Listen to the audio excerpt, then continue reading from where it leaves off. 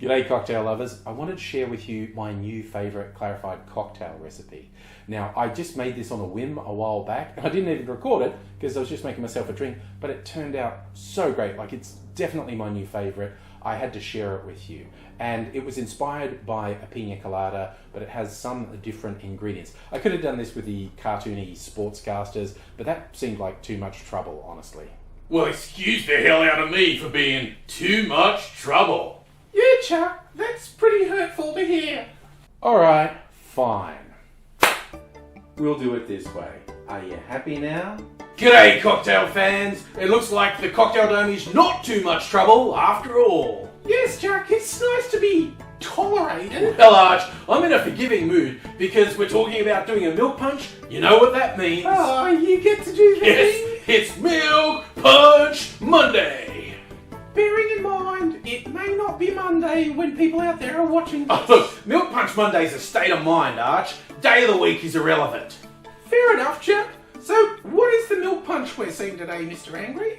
I found myself with a few ingredients I needed to use before they went off, namely some orange juice, some pineapple juice, and some cream of coconut. Thinking of what to do, first, the cream of coconut and pineapple instantly made me think of doing a clarified pina colada, which was my favourite, and then I thought, the orange juice will probably be an interesting touch, and then I thought, well, why not go a little bit further? Let's split the base. Instead of being a rum-based drink, let's split it between rum and whiskey. Well, that's an interesting twist there, Mr. Angry. You certainly don't see that pairing very often in cocktails. Once I got in an experimental frame of mind, I thought let's take the experiment further, and I decided to use 2 unaged new-made spirits that I'd barrel-aged for a couple of months. So for the whiskey component, I actually went with this. This is a single malt new-made spirit from White Possum. This is, let's see, 60% alcohol by volume. If this had finished the distilling and aging process, this would have been whiskey. And on the rum side, I've gone with this bulletproof 153. That's 153 proof unaged white cane spirit. Again, if you finish the process, this would be rum. But they're both pretty raw tastes, very flavorful. But one of my big tips with doing a milk clarified cocktail is that the clarifying process softens flavors a lot. So you not only shouldn't be scared to use bold flavors, you should actively choose to use bold flavors when making a milk clarified cocktail.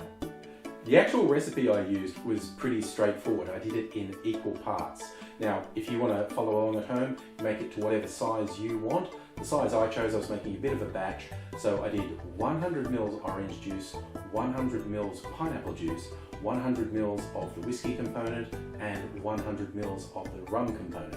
And then I added that to 100 ml cream of coconut.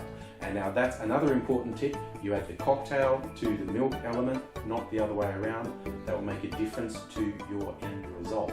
Now, you give that a little bit of a stir, and then you wait for the separation process, which can be as soon as 10 minutes. I personally have never really had to wait longer than half an hour to get good separation. And then you pour that through a paper coffee filter or cheesecloth. And here's another tip. The first amount that goes through won't be completely clear because it's the curds or the element that separates that does the clarification, and that needs to settle. So you need to let some run through, and when it starts coming through clear, pour it back through again, or alternatively, run the whole drink through more than once. Here's another tip specifically if you're using coconut milk or cream of coconut. I have normally had no trouble with it, but once or twice it has inexplicably acted a bit weird and it's gotten too thick and clumpy and won't go through the filter. If that happens to you, skim off the solid parts, add some more citrus to the drink, and then add it to the appropriate amount of dairy milk. Let the separation happen, and then it should go through no problem. That fix has always worked for me. This process led to a beautifully clear, very light yellow drink. And there's a number of ways you can serve this, but I'll give you a couple of warnings. One is if you store a clarified cocktail in the fridge, sometimes the oils in it come out of solution because of the temperature change, and it ends up cloudy, so it's not a beautiful, completely clarified drink anymore. Another thing is, you definitely don't want to shake it on ice if you're after the clarified drink, because that's going to make it cloudy again. And the third one, if you're going my chosen way, to pour it over a nice bit of clear ice, make sure you leave the ice at room temperature for a while so it tempers, because if you pour your drink on the ice straight out of the freezer, it will make the ice crack. And again, that's not going to look as good. And besides the fact this drink tastes good, the way it looks is a big part of it. So pour it over a nice chunk of clear ice. Don't forget, watch to the end of the video if you want to find a really easy, cheap way to make clear ice in your freezer. And here it is, the end product, my experimental clarified cocktail. Doesn't that look fantastic, Arch? And tastes amazing. Yes, Chuck, this is a wonderfully light and fruity drink.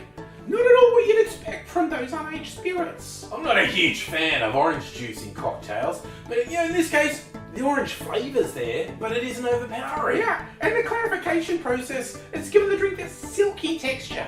Feels like I'm drinking a dessert. Yes, Arch, this is like one of those ice cream treats Americans would call an orange creamsicle, what we call a splice in Australia. Oh, you've nailed it there, Chuck, and you've given me an idea for the name because it's inspired by a Colada and it tastes like a creamsicle and it's clarified. It's a clarified creamsicle Colada. Oh, the triple C.